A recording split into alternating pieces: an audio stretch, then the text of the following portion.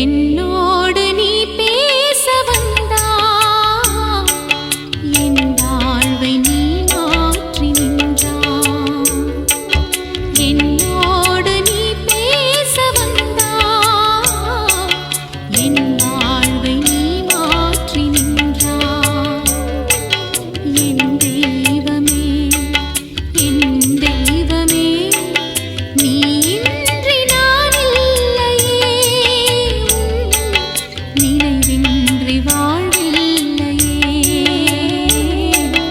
என்னோடு நீ பேச வந்தாய், என் வாழ்வை நீ மாற்றி நின்றாய்.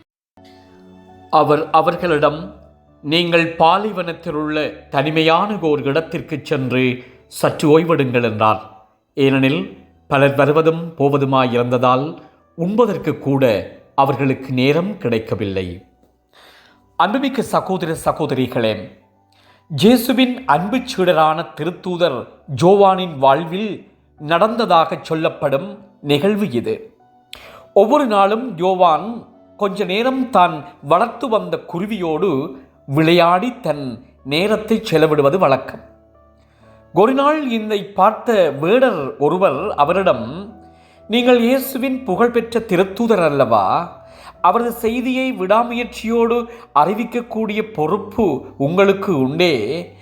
அப்படிப்பட்ட நீங்கள் உங்களது பொன்னான நேரத்தை ஒரு குருவியோடு விளையாடுவதன் மூலம் வீணாக்கலாமா என்று கேட்டார்.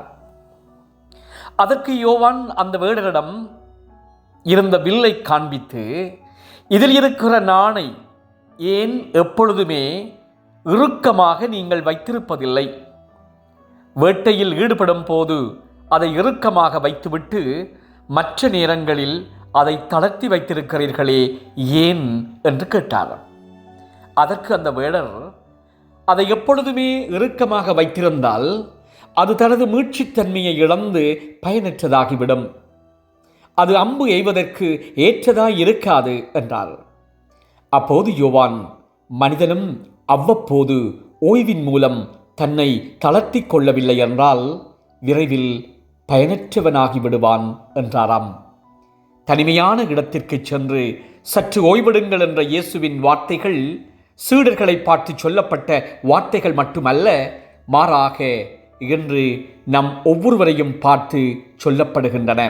முக்கியமாக நுகர்வு கலாச்சார வாழ்க்கை முறையினால் தூண்டப்பெற்று மனிதர்கள் பரபரப்பாக இயங்கிக் கொண்டிருக்கும் இக்காலகட்டத்திலே மகிழ்ச்சி எங்கோ இருக்கிறது என்று எண்ணி அதை அடைவதற்கு ஓய்வில்லாமல் இயங்கும் எங்கள் ஒவ்வொருவரையும் பார்த்து இயேசு கூறுகிறார், சற்று ஓய்வெடுங்கள் என்பதேயாகும்.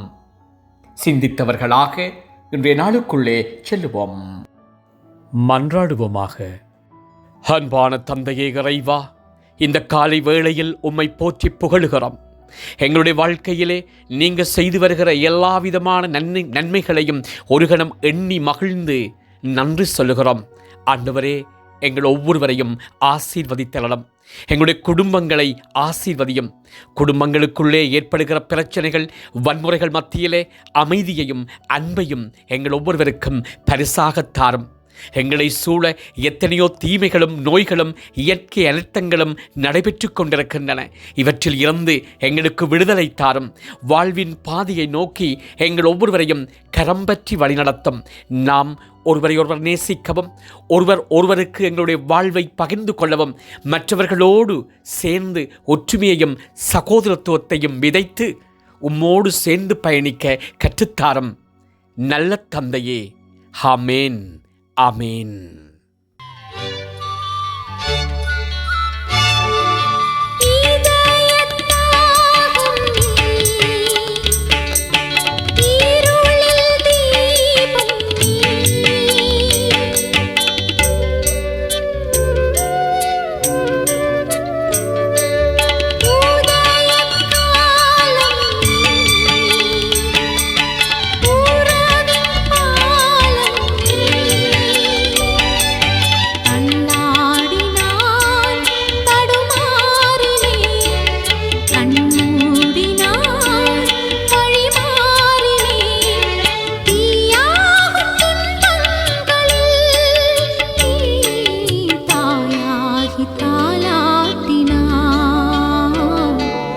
என்னோடு